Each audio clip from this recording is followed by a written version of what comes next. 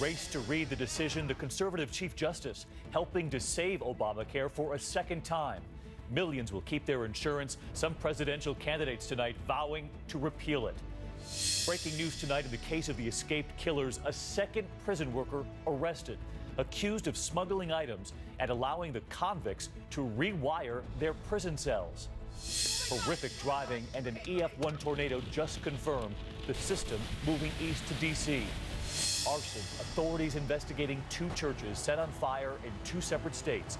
The pastor who says he's ready to forgive. Investigators asking for the public's help. And falling from the sky, the block of ice and part of the landing gear, both dropping from separate planes, crashing into homes. From ABC News World Headquarters, this is ABC World News Tonight with David Muir. Good evening, and it's great to have you with us here on a Thursday night, and we begin with the historic ruling on Obamacare at the Supreme Court. Very strong reaction tonight on both sides. That dramatic moment, interns, reporters sprinting with the decision from the 9 justices in their hands. The question, would the president's signature domestic achievement survive? Many tonight pointing to this man, the conservative Chief Justice John Roberts, twice now saving Obamacare. One dissenting justice tonight with fiery words now. Let's get right to the moment this decision was handed down. ABC's Terry Moran at the Supreme Court. Out they came, dashing across the Supreme Court plaza, the running of the interns. Rushing up to reporters, us too, with the answer to that crucial question, would Obamacare survive? It did.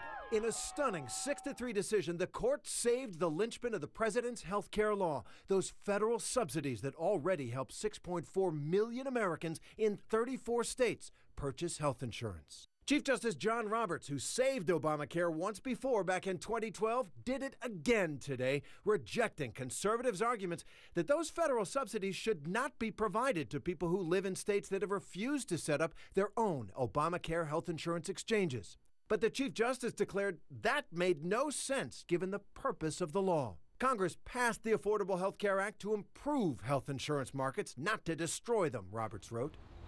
Roberts ruled that courts should follow what Congress intended when they wrote the law. In a democracy, he wrote, the power to make the law rests with those chosen by the people. Our role is more confined. Justice Antonin Scalia furious in his dissent, on the losing side again and blasting his colleagues who keep saving this law. We should start calling this law SCOTUS care, he sneered. He added the discouraging truth that the Supreme Court of the United States favors some laws over others.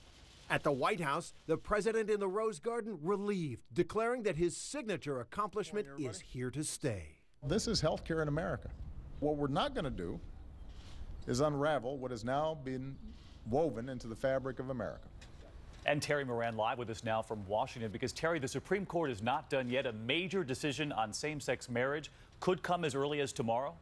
Absolutely, David. This is the one everyone has been waiting for on whatever side of the question you're on. In this case, it could mean that gay couples in every state in the United States would have a constitutional right to marry, and it could come as early as tomorrow. All right, Terry Moran, and we know you'll be right there tomorrow. Terry, thank you. But we do have one more question on Obamacare tonight. Let's get right to John Carl over at the White House. Because, John, you saw those tweets. Among them, presidential candidate Rand Paul tweeting, this decision turns both the rule of law and common sense on its head, vowing to repeal it if elected. Others vowing to do the same. But, John, you were telling me earlier that quietly there are some Republicans who are relieved this is off the table for now. That is right, David. Publicly, Republicans are expressing outrage over this ruling, but privately, many Republican leaders are breathing a sigh of relief, because if this ruling had gone the other way, more than 6 million Americans, most of them from states with Republican governors, would have suddenly lost their health care subsidies, and Republicans were deeply divided about what to do about it. That said, despite that relief, David, Republicans have voted 67 times to repeal all or part of Obamacare, and you can bet they will try again. All right, 67 times and counting. John, thank you. We have major developments tonight in the case of those convicted killers on the run, believed to be armed and dangerous, possibly with guns from that cabin in the woods. The prison worker, a woman accused of helping them, and now another prison worker, a man accused of helping them too, smuggling tools and hamburger meat, letting them out of their cells, allegedly helping them rewire their cells. Here's ABC's Lindsay Janis on the scene again. Tonight, prison guard Gene Palmer charged with smuggling a wide range of contraband to those two murderers. Food, even tools. He provided needle nose pliers and a screwdriver to the inmates. Palmer allegedly letting the inmates rewire electrical boxes themselves to help them cook in their cells.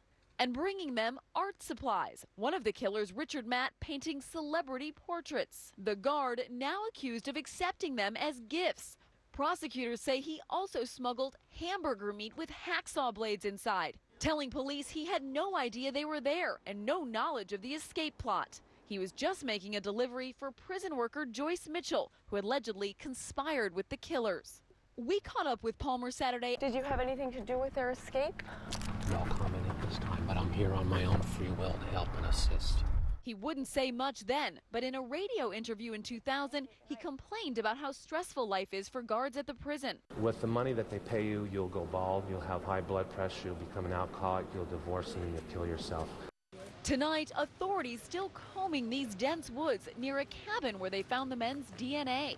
One of the theories police are working on is whether they followed this trail under these power lines all the way from the prison to that cabin off of Wolf Pond Road. Police once again warning the men are dangerous and are likely heavily armed. And David, that danger prompting a children's summer camp in the area today to cancel its first week. David? Lindsay, thank you. We're going to turn now to two separate arson investigations tonight, two different churches in the South. Among them, this church in Charlotte. The FBI telling us there is no hate crime investigation right now. The pastor of the church saying he is ready to forgive. Authorities are asking for the public's help. ABC's Lindsay Davis is in North Carolina. Charred remains tonight at this predominantly black church in Charlotte, North Carolina. Fire officials now calling it arson. The Baptist church on Briar Creek Road right before Central, it's on fire. Flames were shooting through the roof when Pastor Mannix Kinsey rushed to the scene Tuesday. I was really concerned about the fact that, you know, we're going to watch our church actually go completely up in flames. Investigators are now looking into who started the blaze and why. The FBI spokesperson in Charlotte tonight saying there's no hate crime investigation at this time, but local authorities on the ground aren't ruling it out. Still, even in these tough times, Pastor Kinsey tells me he's ready to forgive. We said to whoever has done this, we forgive you, and hopefully there's an opportunity for us to even meet. What would you say to them? Again, I would like to hug them. This is the second black church this week to go up in flames. In Macon, Georgia, Tuesday, God's Power of Christ Church also badly burned. Investigators determining that too was arson, but why is still a mystery. David, here at Briar Creek Road Baptist Church, the Reverend says he's hopeful the congregation will be back in this sanctuary as early as Sunday. He says he's still counting his blessings. David. Lindsay Davis, thank you. Now to the severe weather marching across the country this evening. 30 million Americans from the northern plains to Washington, D.C. in the storm zone now. Severe thunderstorm watches in 10 states after a brutal 24 hours already. In Colorado, an EF1 tornado, 6 more people struck by lightning there. Now 11 struck in 24 hours. And dramatic images tonight, thunderstorms lighting up the skies of Taylor, Missouri. Iowa hit hard, a supercell in Guthrie County there. That's stunning. Whipping rain in Osceola, Iowa, and in Denver, look at this, underwater, water up to the hood of that car. Chief Meteorologist Ginger Z with the storm hitting tonight.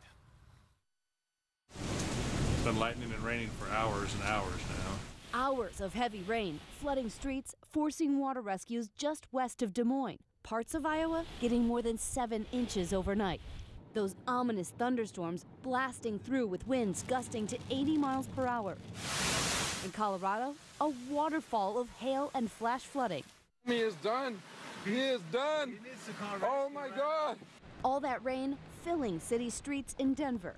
And just east in Aurora. Coming through here, it looked like a tornado just went right down the street or something. It did. An EF1 tornado, winds up to 90 miles per hour. With all that severe weather, dangerous lightning. 11 people struck in the past 24 hours in Colorado alone. Meanwhile, in the West, 42 large wildfires burning in 6 states, 5 just in California. The largest, the Lake Fire in the San Bernardino National Forest, growing overnight to more than 23,000.